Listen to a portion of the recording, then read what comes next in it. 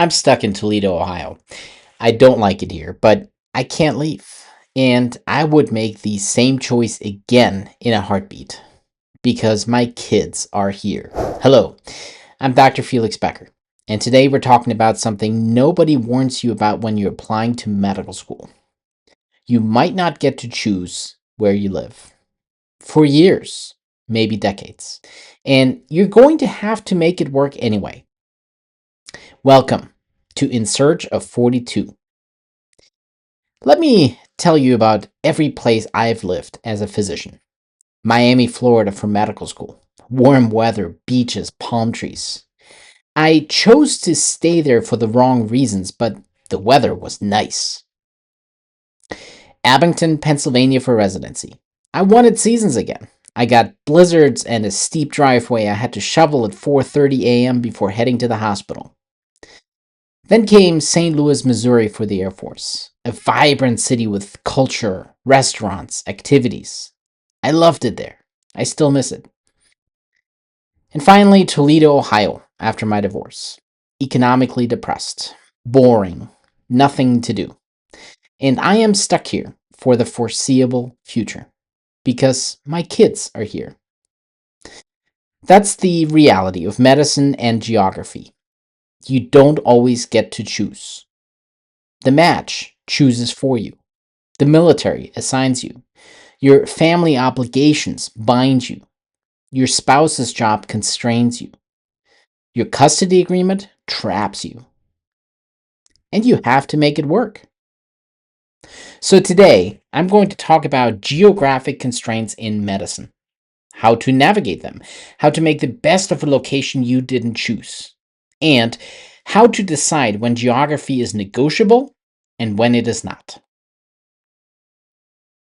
Let me start with my first experience of forced geographic relocation. When I was 15 years old, my family moved from Germany to the United States. I grew up in Stuttgart, Germany, had friends, alive, everything I'd known since childhood. And then we moved. I had to start 10th grade in the United States, in a country where they spoke a different language, where the culture was completely different, where I had to start from zero. It was hard, really hard. I left everything behind, my friends, my identity, my sense of belonging, and I had to rebuild in a place I didn't choose. But looking back, that experience prepared me for everything that came after. Because medicine is full of forced geographic relocations, and if you can't adapt, you will be miserable. That move at 15 taught me something essential. You can rebuild anywhere. You can adapt to anywhere. You can create a life anywhere. It might not be easy. It won't be what you planned, but you can do it. When I applied for residency, I had one geographic criterion. I wanted seasons. I had been in Miami for 8 years at that time, undergraduate and medical school, and I missed seasons. I missed fall colors. I missed snow. I missed the change. So I prioritized programs in the Northeast. My first choice was in Connecticut, but I matched into my third choice in Pennsylvania, Abington Memorial Hospital to be exact, just outside Philadelphia. And guess what? I got my seasons. Boy, did I get seasons. My first year of residency, we had several blizzards right off the bat. Big ones. And here's the ironic part. I didn't even have time to enjoy them. I was at the hospital constantly. And when I wasn't at the hospital, I was exhausted or studying. The seasons I had moved for were happening outside my window while I was inside working.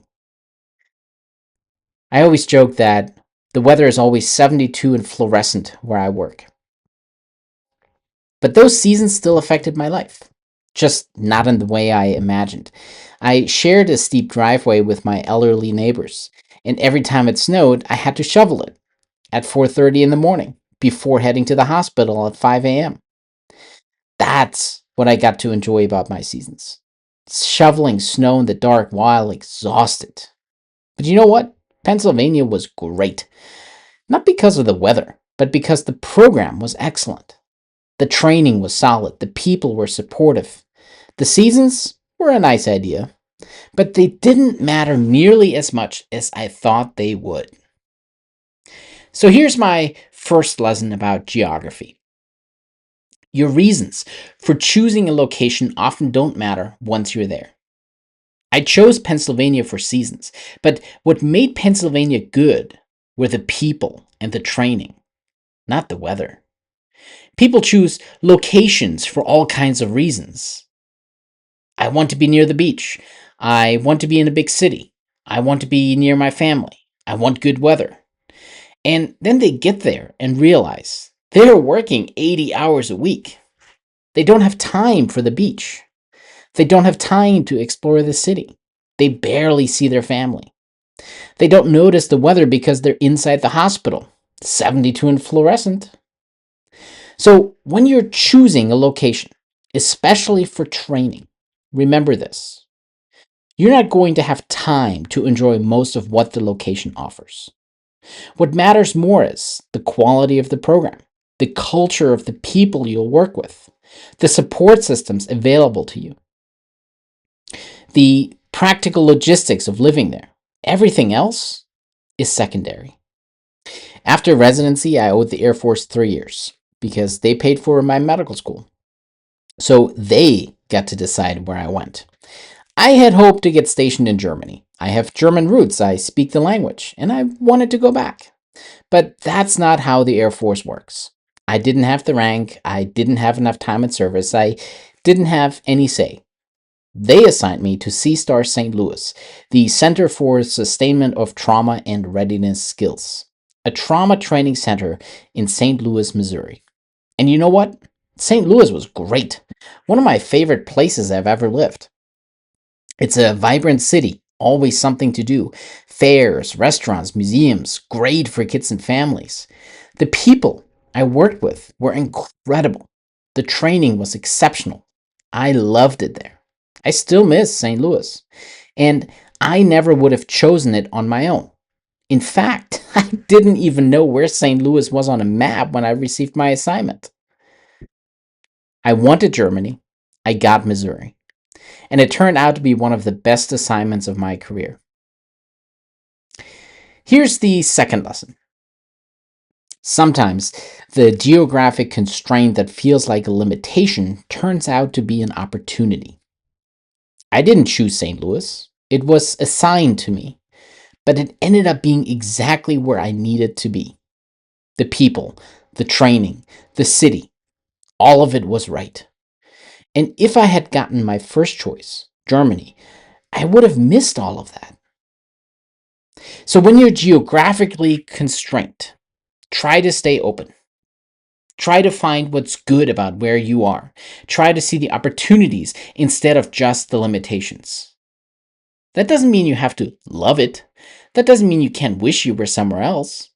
But it means looking for the silver lining, looking for what this place can offer you, looking for how you can make this work.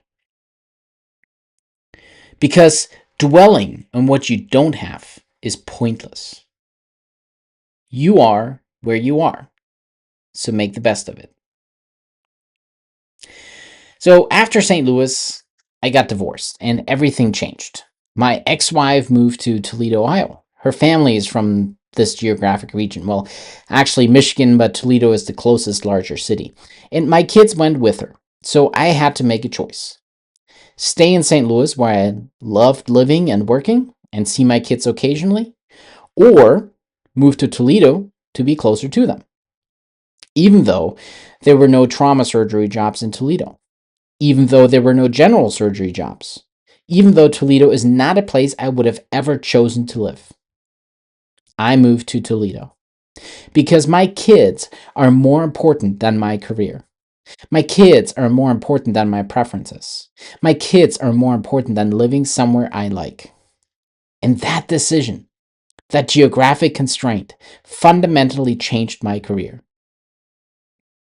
No one was hiring a trauma surgeon in Toledo. No one was hiring a general surgeon. And so I ended up in wound care, not by choice, but by necessity. My career trajectory completely changed because of geography, because of family obligations, because of a custody arrangement. And I would make the same choice again, every single time, because being close to my kids is worth it. Let me be honest about what being geographically bound has cost me. It kind of killed my career. Well, not entirely, I'm still working, but my trauma surgery career is over. I did a fellowship in trauma and critical care, a full year of additional training, and I'm not using it because there are no trauma jobs in Toledo that I can access. If I wasn't geographically bound, I'd probably be back in Florida or somewhere else where it's warm, somewhere with more opportunities, somewhere with trauma centers looking for surgeons. But I'm not. I'm in Toledo. And that constraint has limited my options, my earning potential, my career satisfaction, my professional identity. That's the cost. And it is substantial, but it is a cost I am willing to pay because the alternative is being away from my kids. And that is simply not acceptable to me. Let me tell you about Toledo. It's boring. It's economically a dead zone. There isn't much happening here. St. Louis has about the same number of inhabitants, but St. Louis is vibrant. There's always something to do: cultural events, restaurants, activities for families, museums, fairs, life. Toledo doesn't really have that. It's economically depressed. The opportunities are limited. The culture is limited. The activities are limited. And I can't say I like living here, but I'm stuck here for the foreseeable future. I have my kids every weekend, and I want to be available during the week for their extracurricular activities. I considered moving further away. Cleveland or Columbus would have more opportunities, but then I couldn't be as involved in my kids' lives. And so I stay in Toledo, and I make it work. How? By finding meaning outside of geography, by building a life that isn't dependent on the city I'm in, by focusing on what I can control instead of what I can't. My coaching business, this podcast, my relationship with my fiance, my hobbies, right? Coding, automation, German soccer, my involvement with my kids. Those things aren't geography dependent. Those things I can do anywhere, even in Toledo. Here's one good thing about being stuck in Toledo. I met my fiance here. We've been together for almost 3 years now. We're engaged, and we're doing great. She's also geographically bound. Her ex-partner and kids are here too. So we're both stuck, both waiting for our kids to grow up and move out, both planning for the day when we can leave. And we're planning that future together. Somewhere warmer, somewhere with more opportunities, somewhere we actually choose instead of somewhere where we're forced to be. That shared constraint has actually brought us closer together. We understand each other's situation. We're not asking each other to choose between kids and relationship. We're both choosing kids, and we're building a relationship within that constraint. And when the constraint lifts, we will leave together. That's the plan. That's the future we're working towards. So, even in a bad geographic situation, there can be silver linings. You can find partnership. You can find understanding. You can find someone who gets it. And you can build a life together even in a place you don't want to be.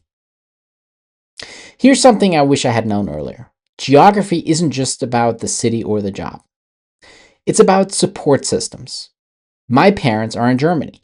My fiance's parents are in Pennsylvania. So we're here in Toledo without any family support, which sucks, especially with kids. It would be nice to have grandparents nearby, someone to help with childcare, someone to cook a meal when we're overwhelmed, someone to just be there. But we don't have that. And that makes everything harder. So here's my advice. If you're choosing where to do residency, especially if you have kids or plan to have kids, consider being near family.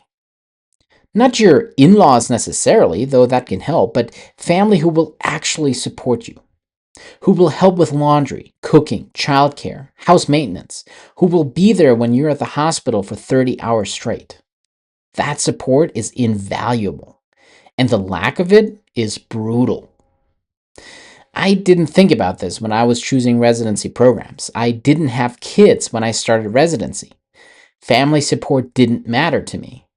But if I could do it over, knowing I'd have kids during residency, I would absolutely factor that in because the training is hard enough. Training with kids and no family support is exponentially harder. Let me talk about another common geographic constraint: dual physician couples. Trying to match into residency programs in the same city, trying to find attending jobs in the same location, trying to balance two medical careers with geographic limitations. This is incredibly difficult. Now, the couples match exists for residency, but it limits your options. You're not just looking for one good program, you're looking for two good programs in the same city. And sometimes those don't exist. Or they do exist, but you don't match into both. So you have to choose. Do we go to different cities for training? Do we take less ideal programs to be together? Do we prioritize one person's career over the others? There's really no perfect answer, but here is my advice. First, be honest about priorities. If being together is non negotiable, accept that might mean less ideal programs. If career trajectory is non negotiable for one or both of you, accept that might mean distance. You cannot optimize for everything. Second, think long term. Residency is 3 to 7 years. That's temporary. And after that, you have much more geographic flexibility as attendings. So maybe you do distance for training, knowing you'll reunite after. Or maybe you prioritize being together for training, knowing you'll have career options later. Third, look for creative solutions. Maybe one person does a less competitive specialty that's available everywhere. Maybe you choose academic centers that have multiple specialties represented.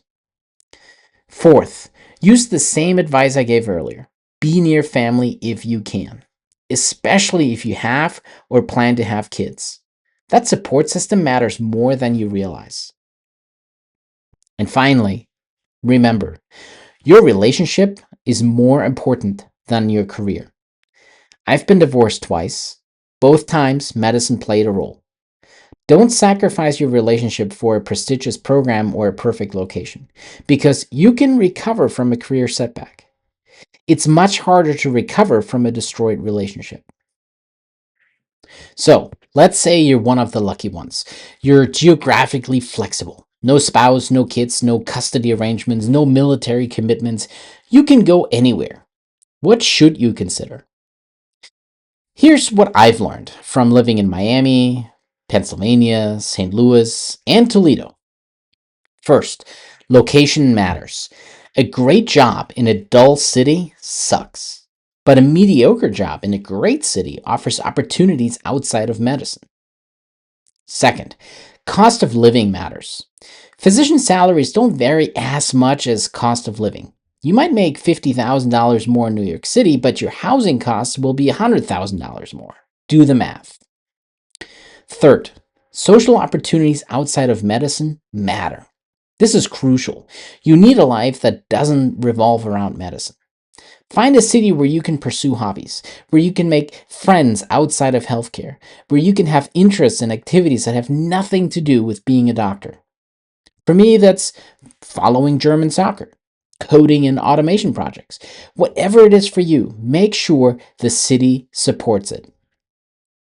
Fourth, weather matters more than you think. Not in the I want pretty seasons way, but in the how does this climate affect my daily mood kind of way.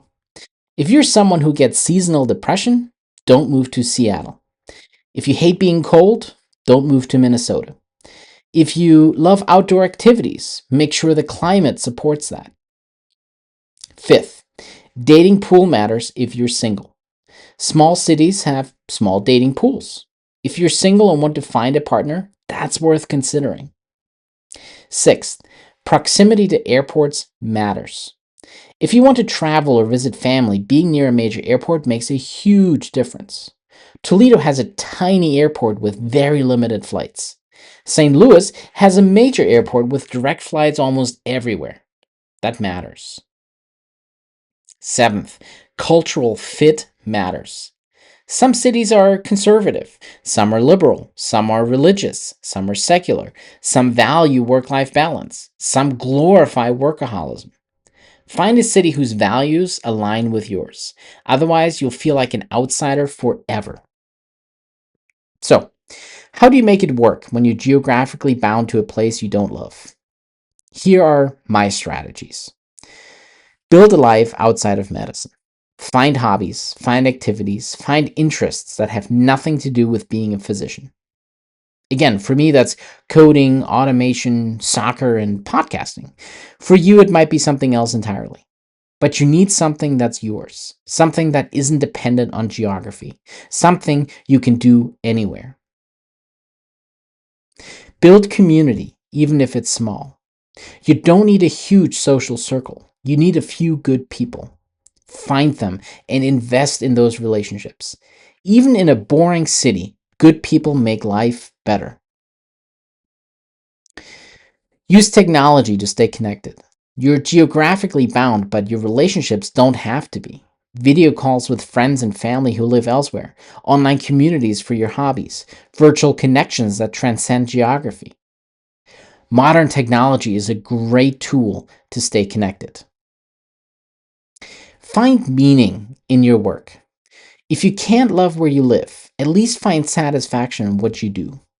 I ended up in wound care by accident, but I found meaning in it. I'm good at it. I help people, and that matters. Focus on what you can control. You can't control where you live right now, but you can control how you spend your free time, how you invest in relationships, how you develop yourself professionally, how you maintain your mental health. Focus on those things. Have an exit plan, even if it's years away, even if circumstances could change. Having a plan for when the constraint lifts gives you hope. My fiance and I know we're leaving Toledo eventually. That knowledge makes being here much more bearable. We're not stuck forever, just for now. Practice gratitude for what the constraint gives you. I'm in Toledo because of my kids, and that means I get to see them every weekend. I get to be involved in their lives. I get to be their dad in a meaningful way. That's worth being in a boring city. That's worth sacrificing career opportunities. That's worth everything to me. So when I'm frustrated about Toledo, I remind myself why I'm here, and that helps. Let me talk specifically about custody and geography, because this is a constraint many divorced physicians face. My custody arrangement, I have my kids every weekend. That's why I'm in Toledo. I could have moved to Cleveland or Columbus, but I could have moved to Cleveland or Columbus. Both cities have more opportunities. Both are more interesting places to live. But they're far enough away that I couldn't easily be involved in my kids' weekday activities. I couldn't go to their school events. I couldn't be at their dance recitals. I couldn't just drop by when they need something. So I chose to stay closer, even though it limits my career, even though it means living in a city I don't like. Because being involved in their lives is more important. At least that's my calculation. Yours might be different. Some people do long distance parenting. They live far away and see their kids less frequently. That works for some families. It wouldn't work for me. There is no right answer. There's only the answer that's right for you and your family.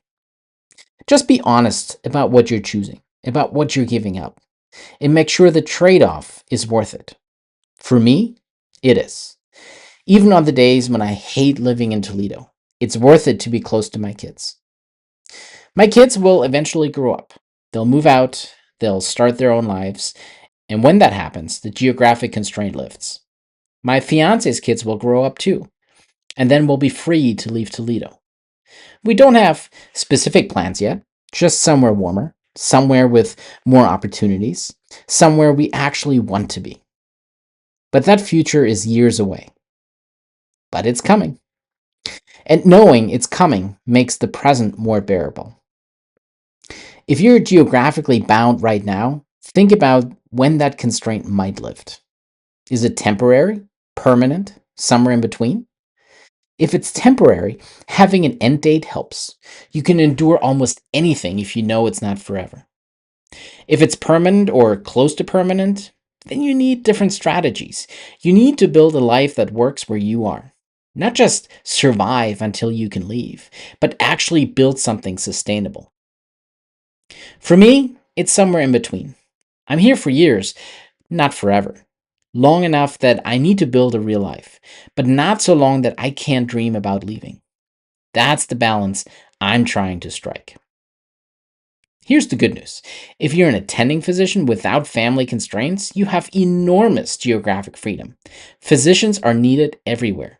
You can work in rural areas, you can work in cities, you can work in different states, you can even work internationally. You can do locums and travel constantly. You can settle somewhere permanently. You have options. Use them. Don't stay somewhere you hate just because it's familiar. Don't stay somewhere that's crushing your soul just because changing is scary. You have skills that are portable. Use that portability. If you're miserable in your current location, start looking elsewhere. You have more power than you think. But also, don't chase the perfect location because it doesn't exist. Every place has trade offs, every place has challenges. The goal isn't to find paradise. The goal is to find a place where the trade offs are worth it to you, where the good outweighs the bad, where you can build a life that works. Here's my advice about geography and medicine. 1. Geography matters, but not in the ways you think it will. You won't have as much time to enjoy the city as you imagine. What matters more is the people, the job, the support systems. 2. Sometimes geographic constraints turn into opportunities. I didn't choose St. Louis, but I loved it there. I didn't choose wound care, but it has become my jam. Stay open to the unexpected. 3. Family obligations trump career ambitions. At least they do for me. I would choose my kids again, every single time, even though it killed my career trajectory, because they are more important. 4. Build a life that transcends geography.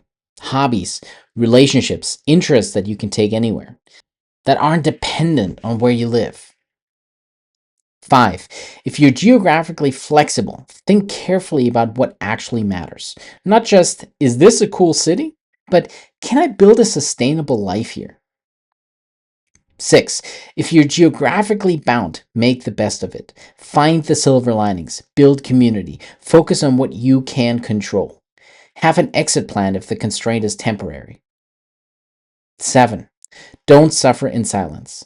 If you're miserable where you are, talk about it. Get support. Find others in similar situations. You are not alone. 8. Remember that attending life gives you more freedom than training. Residency is temporary. Fellowship is temporary. Military commitments end. Kids grow up. Geographic constraints often lift. And when they do, you will have options. 9. Prioritize relationships over geography. Don't sacrifice your marriage for a prestigious program. Don't sacrifice your relationship with your kids for a better job market. Those relationships matter more than location. And finally, take ownership. Even when you don't have a choice about where you live, you have a choice about how you live there. You can make it work, or you can make yourself miserable. That's on you.